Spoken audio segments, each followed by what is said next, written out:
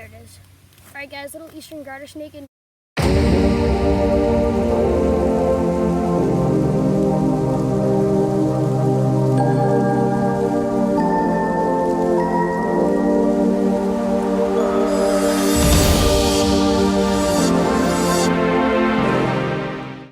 all right, guys, so while I'm flipping some rocks here, we have a little newt. This is called the red eft. They are a toxic species of newt. They mainly prey on small insects. They can get preyed on by garter snakes. So ringneck snakes eat these guys. We will be filming ringneck snakes really soon. And this species is over here. This species is toxic. Its toxins get secreted from any part of its body besides the head. What's actually really cool is, if you want to look, it has a little underside right here. It has a bright yellow coloration. This is the red-spotted newt, or the eastern newt. They have two names, the red-spotted and the eastern.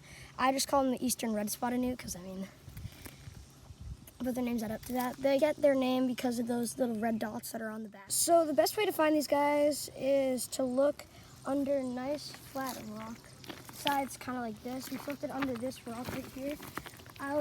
We had not seen it because it blended in actually pretty well, even though it has this coloration, which is actually a pretty cool thing because it is considered an aposematic coloration, basically telling predators if they are toxic. So this aposematic coloration, which I've used this term many times before, this aposematic coloration is used to tell predators like, oh, you don't want to eat me, I am poisonous. So they are poisonous. Their toxin is only enough to kill a mouse though, which is pretty deadly to small animals, such as little mice and stuff.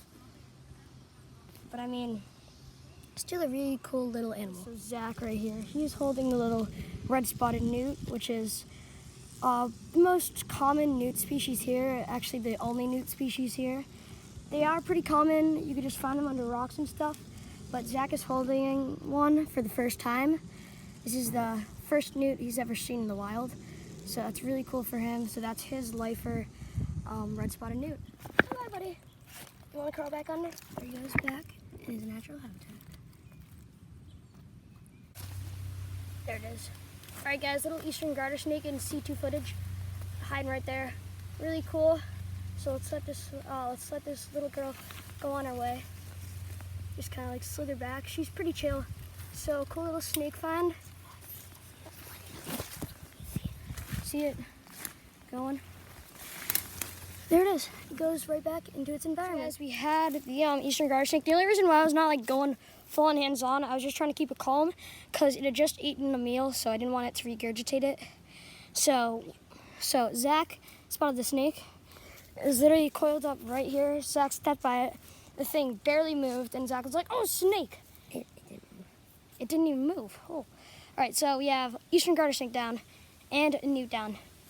So far, herping wise, it is literally only 10 a.m.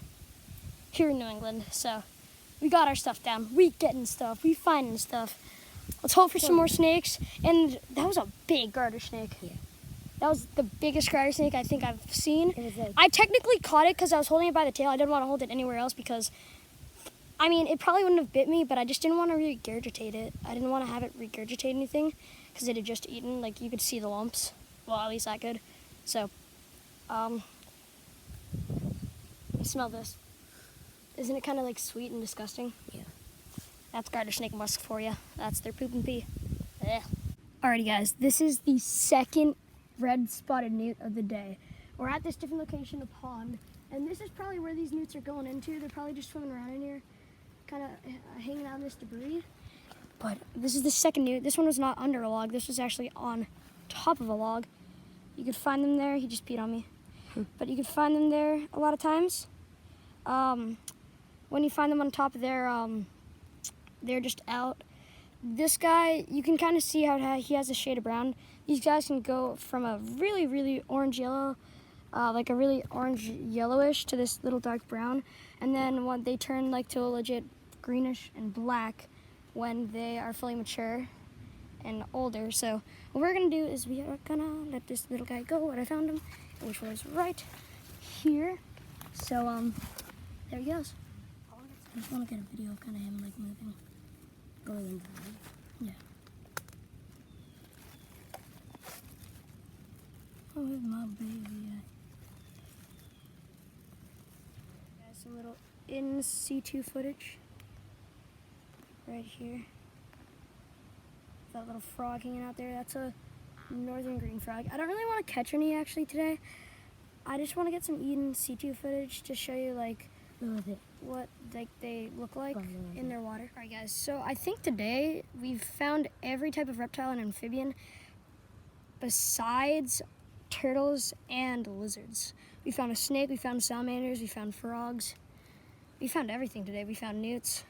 And right here we have found a little eastern redback salamander. This is Plethodon cinereus. This is the most common woodland species, or probably the most common species of salamander. They're a little more common than the eastern newt that we found, but both of their numbers are not in decline, which is really good. These guys are related to slimy salamanders, which if you find one in kind of its leadback form, it kind of actually looks like a little slimy salamander. Yep. Zach is holding his salamander. Zach. First ever. That's awesome. Do you want to get a picture? Zach is going to release the salamander. Finally, one animal that I found today. We're both tied at 2 animals found. Well, technically I found the newt, but he flipped it, so I'm giving that one to him. There he goes. Awesome, Zach. Alrighty, guys, so that might probably wrap up this herping adventure with Zach. We really hope you guys enjoyed. And yeah, remember, you are always welcome to the wilderness. We'll see you guys next time.